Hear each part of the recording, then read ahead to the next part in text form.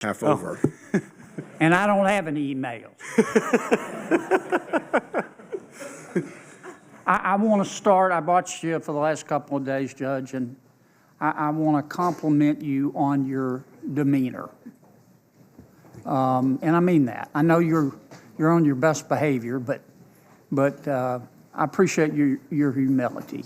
We both know some federal judges who can pretty much strut sitting down.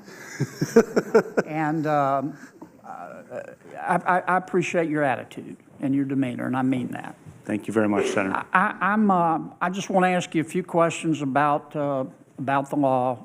I'm not going to ask you to violate the canon of judicial ethics. I'm not asking you to go thumbs up or thumbs down. I'm truly not. I may have to interrupt you a few times just to move us along. I'm not trying to be rude. I want you to understand that. Sir.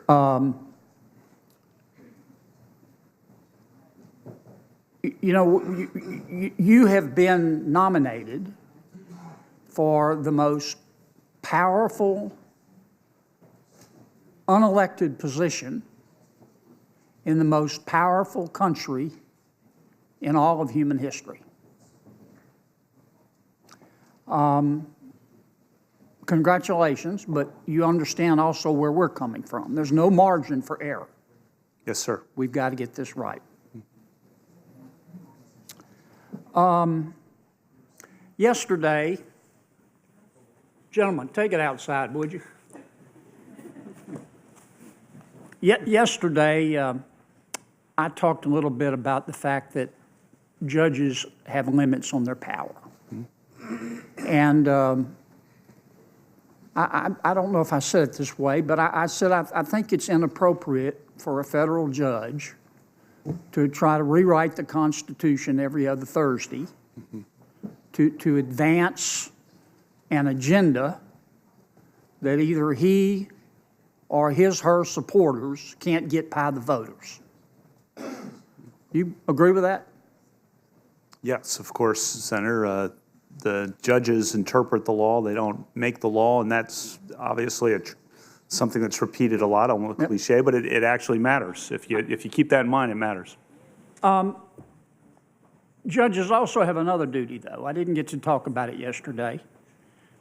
Federal judges and state court judges have an obligation to protect inalienable rights, even if the majority wants to take them away. That's why they call them inalienable.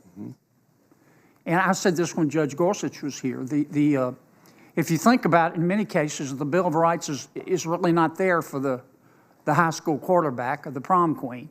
The Bill of Rights is there for the person who kind of sees the world differently, but has the right to do that. And I think that's important for a judge. Can we agree on that? Absolutely, Senator. I think the Bill of Rights protects all of us, but that includes, and it's most relevant for free speech of the unpopular or the unpopular criminal defense. Even if the majority says, yes, we're the majority, because we both know that sometimes the majority just means that most of the fools are on the same side. I mean, just because you're the majority doesn't mean you're right. Correct? Just because you're in the majority does not mean you're right is absolutely a correct proposition. Right. That's why we have a Bill of Rights. Yes. All right, I want to talk about, now that's the easy part. I want to talk about how we go about making these decisions, and there's a tension there, and that has to do with the language. If I talk about, and you've talked about it a little bit, but if I talked about the Holy Trinity doctrine, you'd know what I'm talking about, I'm sure. Yes. Okay. Now, the Supreme Court has rejected the Holy Trinity doctrine. Right. Okay. Yes. You talked about we're now textualists and are originalists, and you call the originalism constitutional textualism, I think. Original public meaning, Right. originalism, constitutional textualism. I think those describe the same thing. Okay. You start with the language. Let's take a statute, with the language in the statute. Yes, sir. And the first question you ask as a textualist, is it ambiguous or unambiguous? Correct? if there's a canon of construction that is there that depends on a finding of ambiguity, that would be the question. Otherwise, other than that, you would just see what's the best meaning. You read the statute. Yes, read and the say, statute. does it make sense? It either makes sense or it doesn't. Yeah. How do you determine that? How ambiguous? You alluded to this, but how ambiguous does it have to be? Does it have to be 100% ambiguous? Right. Does it have to be 51% ambiguous? Is there really any principled way to compare clarity to ambiguity? Or do some judges use it as an excuse to get to those canons of interpretation about which they've already read in the brief to do what they want to do? Did you know? Yes. So I've said many times in my cases and talks to students that judges shouldn't be snatching ambiguity from clarity. So that's one thing. I think that goes right to your question. But to your broader question is, that's one of my concerns about a few canons of construction that depend on an initial finding of ambiguity, which sounds great in theory, which is, oh, if it's ambiguous, go to that canon or this canon or this canon. But in practice, over 12 years, what I've found, and I've written about this, is that there's not a good way to find neutral principles on which two, or in my case, three judges can agree on how ambiguous is ambiguity. And that's hard to even talk about with you. Oh, I find it ambiguous. I don't think it's ambiguous. And that is, in my view, frustrated the goal that I have of the judge's umpire, the even-handed application of neutral principles in the rule of law, and ultimately that's concerned me because some of these cases where that's come up are big deal cases, yet it's dependent on this initial determination that when you unpack it and you actually sit in the judicial conference room like I do, it turns out to be very hard to apply in an even-handed way. So that's been the concern I've identified. I read your review article. Yes. You advocate the best reading of the statute. Mm-hmm. Okay. Yes. Okay, let's talk about that. And I want to talk about it not in terms of the statute, but the Second Amendment, and talk about the Heller case. Mm-hmm. You defined originalism as constitutional textualism, and the way to interpret the Constitution is to ask yourself. Tell me if I get this wrong now. Mm-hmm. How would a reasonable person at that time have understood the Constitution? The public knowledge. The original public meaning. I always want to add, of course, precedent is a huge part of what we do in constitutional law, but if you're looking at the words, the original public meaning, you look at what the words mean. Sometimes the meaning's changed, oftentimes it hasn't, but to your point, I agree. And it's almost an objective test. You're trying to make it as objective as possible, absolutely. It is an objective test. Yes. I mean, sometimes there's different evidence about what the meaning of the word was, I think. Sure, but you're not looking at intent. Correct. You're not looking at the subjective intent other than to the extent that helps show the meaning. We've thrown that out. Yes. Okay, if you look at the Heller case, and I'm talking about the D.C. v. Heller by the U.S. Supreme Court, it wasn't a balancing case. Mm-hmm. You made that point clear at the Court of Appeal level. It was a text, history, and tradition case. Mm-hmm. And Justice Scalia wrote the majority opinion. Justice Stevens dissented, and they both took an originalist approach. And I went back and looked. Scalia, this is what he relied on. He relied on founding-era dictionaries, founding-era treatises. He looked at English laws, American colonial laws, British and American historical documents, colonial-era state constitutions. He looked at post-enactment commentary on the Second Amendment. And Justice Stevens, also using an originalist approach, looked at the same documents, and then he relied on linguistic professors, an 18th century treatise on synonymous words, and a different edition of the colonial era dictionary that Justice Scalia used. Pretty impressive. Here's my question. Doesn't the originalist approach just require a judge to be an historian? And an untrained historian at that? I don't I mean, think. wouldn't we be better off hiring a trained historian to go back and look at all of this commentary? Well, the Heller case was one of the rare cases where the Supreme Court was deciding the meaning of a constitutional provision without the benefit of much, if any, relevant precedent. On most of the constitutional provisions, there's been a body of cases over time interpreting the provision, and you don't have to do the kind of excavation that Justice Scalia and Justice Stevens did in that case because it's been done before.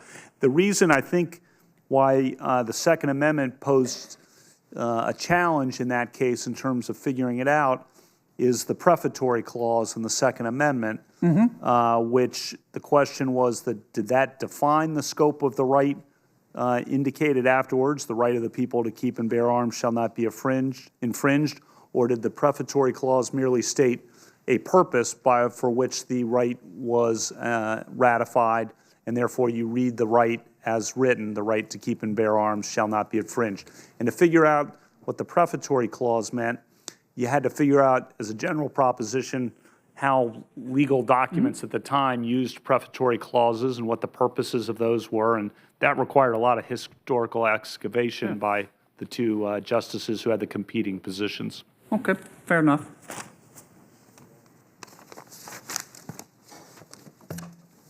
Somebody commented yesterday, maybe it was you, Judge, they talked about how our judiciary was one of the crowning jewels of our government, and the fact that it separates us from other countries.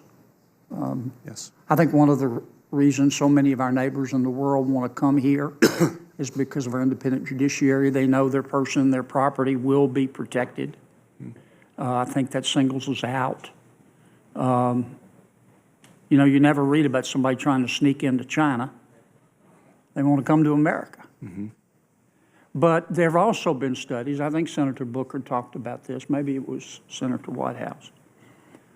People have, in America, many of them think the United States Supreme Court is a little Congress, that is political. And that's unfortunate because that means we lose confidence in an independent judiciary. I'm not saying it's true, but perception is important in government. Do you think having cameras in the courtroom would help?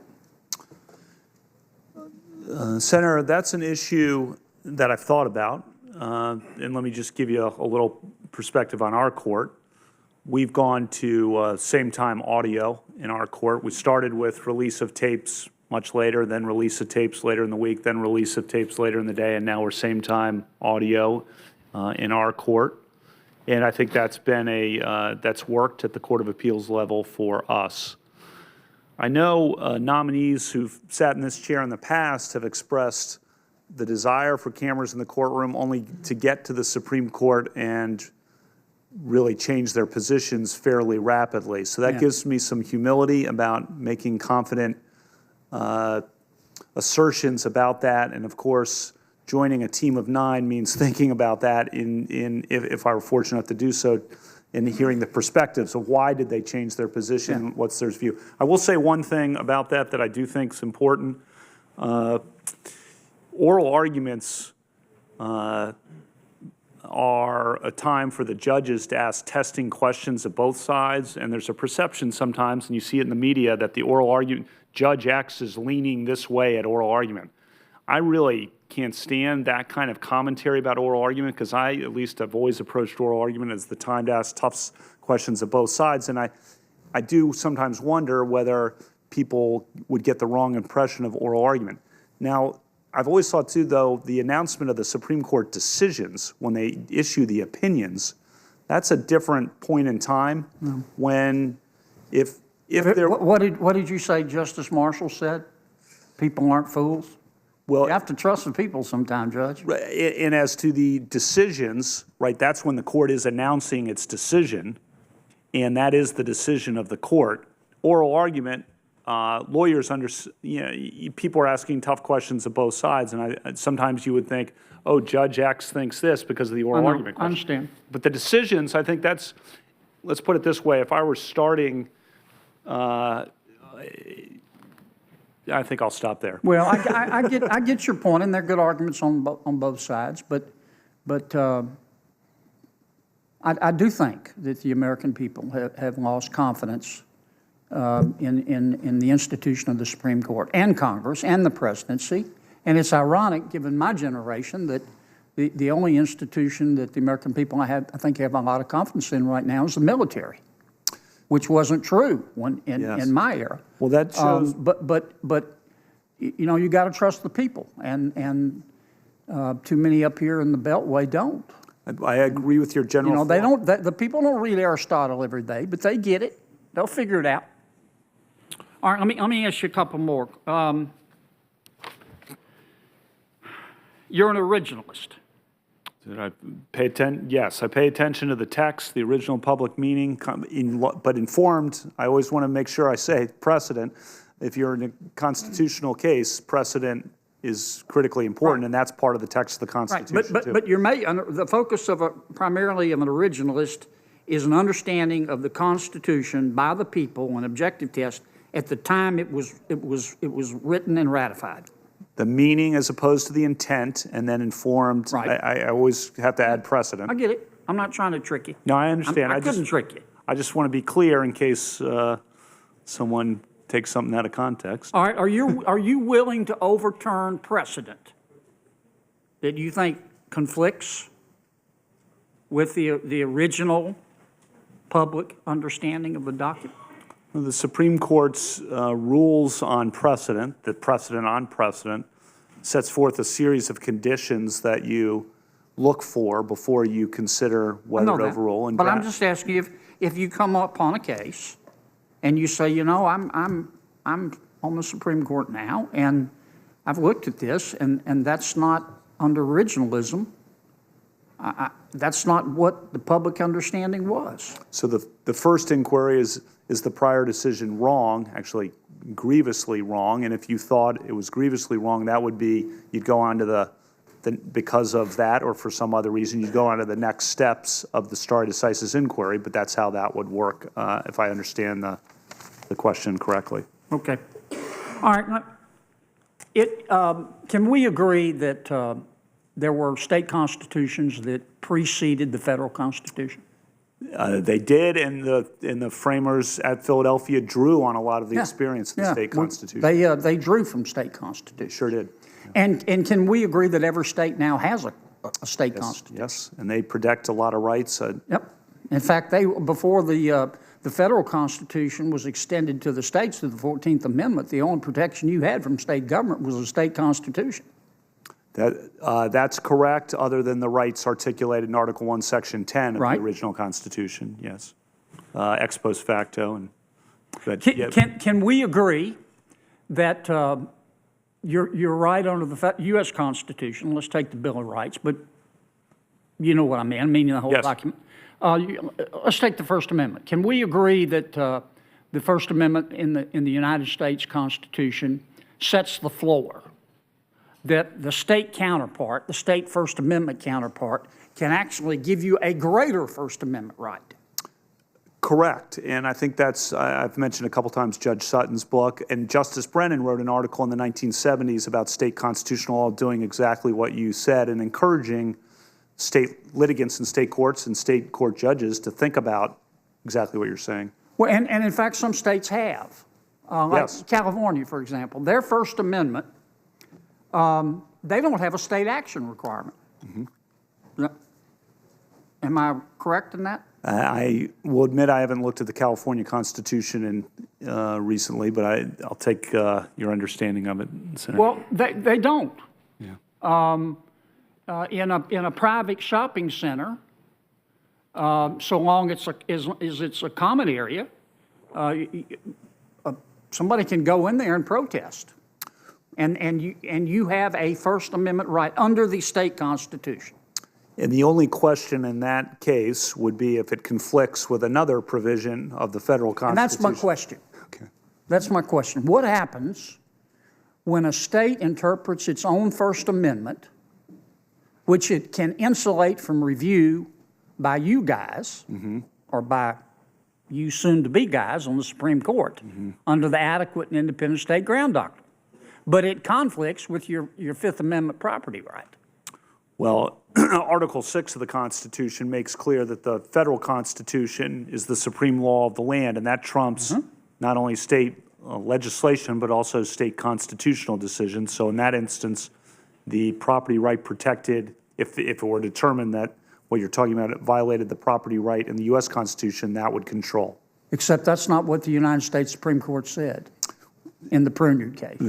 Well, there was it was a balance. I think because they interpreted the property right not to be affected. But California won. Yeah, but the point being, and I think I had the premise, I hope I did in what I said to you, if you concluded that it violated the property protection in the U.S. Constitution, then the U.S. Constitution would control. In that case, the Supreme Court concluded that it did not violate the property protection of the U.S. Constitution. I know I couldn't outsmart you. You're right. All right, you've got this First Amendment property, or this First Amendment speech right, free speech right on steroids in California. And there's no state action requirement. In Golden Gateway, Prunyard, all you know them, Yes. They all said it applies to a private entity, like a shopping center. I know that Justice Kennedy, I don't have the language here, but he's talked about how the internet is the new public arena. Okay. If you have, and other states have adopted this approach, same as California, this enhanced First Amendment right with no state action requirement. I think New Jersey has, and there's some other cases. How then can Twitter in California censor any messages? If you're living in California and you have a First Amendment right and it's not limited by the state action doctrine. Senator, that sounds like a hypothetical I am not prepared to give you a full answer on, other than I'll give you a broader conception of. Well, it's coming. Right. So I think one of the things with these proceedings for judges and Supreme Court justice nominee hearings are backward looking in terms of our cases, the cases I've done and the cases the Supreme Court's decided. But one of the interesting things that I think about is what's the future? What are the big issues coming down the pike? And that's so one of them. Speech, how technology affects our conception of speech, how technology affects Fourth Amendment rights and our conception of search and seizure and privacy. I think on the war powers front, which I was discussing with Senator Sass and Senator Flake earlier, cyber war and how does the war powers framework fit in with cyber attacks? And I think those are three things, all technology rooted, that someone sitting in this seat 10 years from now are going to be, I think, critical issues. And I think we also think, again, backward looking, but what are the future crisis moments? Because there will be crisis moments for the Supreme Court, and usually those are unpredictable. When Justice Ginsburg and Breyer went through, you wouldn't have predicted September 11th, for example, or even thought to ask them questions about. I'll stop you, Judge. I'm going to run out of time. Thank you, sir. I want to talk about Chevron deference just for a second. Here's my understanding of Chevron, the deference. First of all, the statute's got to be ambiguous. And if it is ambiguous, according to our Supreme Court, we've got to adopt the agency interpretation, even if it's not the most reasonable interpretation. That's right. It's just got to be halfway reasonable. They say reasonable, but even your point was it's not the most reasonable. It's not the most reasonable, okay? Here's what I don't understand. You look at the APA. This is what the APA says. I'm going to quote, "The reviewing court, not the agency, the reviewing court shall decide all relevant questions of law, interpret constitutional and statutory provisions, and determine the meaning or applicability of the terms of an agency action." There it is, big as Dallas. Now, that's just the court. How come we have to defer to a federal agency under 5 U.S.C. Section 706? So, Senator, in my article that I wrote in the Harvard Law Review on this, I pointed out that statutory provision and did say that Chevron was in tension. I think I used something stronger with that statutory provision, but Chevron concluded what it concluded, and it's been applied over time. Now, I've pointed out some problems with it in terms of its practical application, the ambiguity trigger, and you're pointing out a problem at the core, which is where did it come from to begin with, given what the APA. Well, not only that, Judge, but I mean, I know you know this, but it encourages misbehavior. And let's suppose Senator Whitehouse or Senator Lee, they run for president. You know, they're not going to go out and run on their good looks. Well, they're good-looking guys and all that, but they're going to run on policy. And then they get elected, and they meet us in Congress. And a lot of times they can't get their bills passed. That's right. So you know what they do. Yes. They go to one of their agencies, and they say, I'm going to take my policy, square peg, and put it in a round hole of a statute. And all we've got to do is find a judge to say that the statute's ambiguous, and then we can do anything we want to do. And that's not right, is it? Senator, that's a problem I've identified in the real-world application of certain broad conceptions of deference, and that it's a judicially orchestrated shift of power from the legislative branch to the executive branch. And the phenomenon that you've described, I think, is exactly right. Presidents run for office. I've seen this when the president I work for, President Bush. They all do it. And that if you can't get legislation through, then you try to see existing statutory authorities where you can achieve, to the extent possible, your policy ends, and then you push the envelope on the theory of, well, there's ambiguity in the old statute, and then sometimes courts will uphold it, and that's... Yeah, but your hands are tied when it comes in front of you. If a president does that, and all presidents have done it, I'm not blaming them. I mean, they all do it. But your hands are tied if the statute's ambiguous, and even if the agency interpretation is not the most reasonable, it can be the 10th most reasonable, and you've got to go with it. So two things on that. One is that if the statute's ambiguous, as we discussed, turns out to be a much more difficult inquiry. And footnote 9 of Chevron does say use all the tools of statutory interpretation before you get to that, and that's something I've cited that, you know, dozens and dozens of times, that footnote, to make sure that you're not jumping too quick to deferring to the agency interpretation. The other thing is the major questions, major rules. Could you tell me quickly? I got 2 minutes. Yes, that means if it's a particular of major economic or social significance, you shouldn't defer to the agency because that's a big deal for Congress. And I want to ask your opinion about universal injunctions. I don't know how many federal judges, district judges we have. 700, anybody know? 700. Mm-hmm. As I understand a nationwide injunction, sometimes they call it universal. It means that a single federal district judge can enjoin or freeze a law or a regulation. Let's suppose we have 700 federal district court judges. One of them can enjoin a law or a regulation.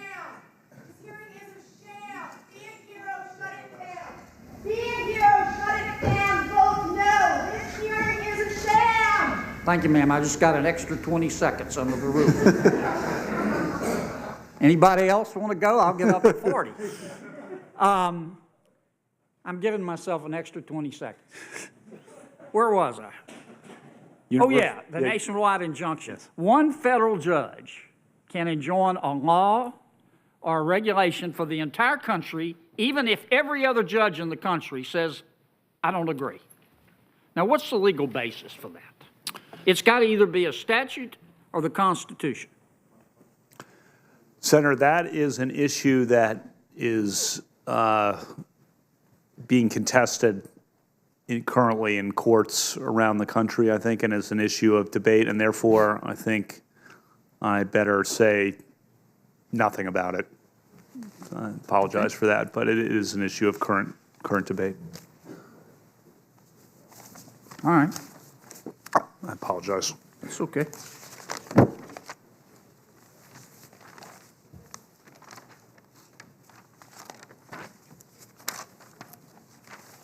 I've got 9 seconds. No, I've got 29 seconds. All right, this is not meant to be a trick question. This question's not about Title IX, and it's not about sexual assault, because I know you can't answer that. But it's really well, I'm not going to ask that. I'm going to strike it. State action. Is a private security guard a state actor? Well, as a stated, your question stated that way, the answer would be no, but I think sometimes the cases, Couldn't be. when if you're. Okay, I'm gonna take the note. There are questions of contracting, and if you're a state contractor and this and that, there are Well, lots of. here's my question, because I don't want to abuse this. I've always wondered this. If a city privatizes its entire police force, Right. they're private police officers, do they have to comply with the Constitution? Well, that's why I pointed out the contracting issue that I mentioned. Some of the Supreme Court case law would say you look at the contracting issue, and I think that's an interesting question that's hard to answer in the abstract without looking at the particular arrangement of the particular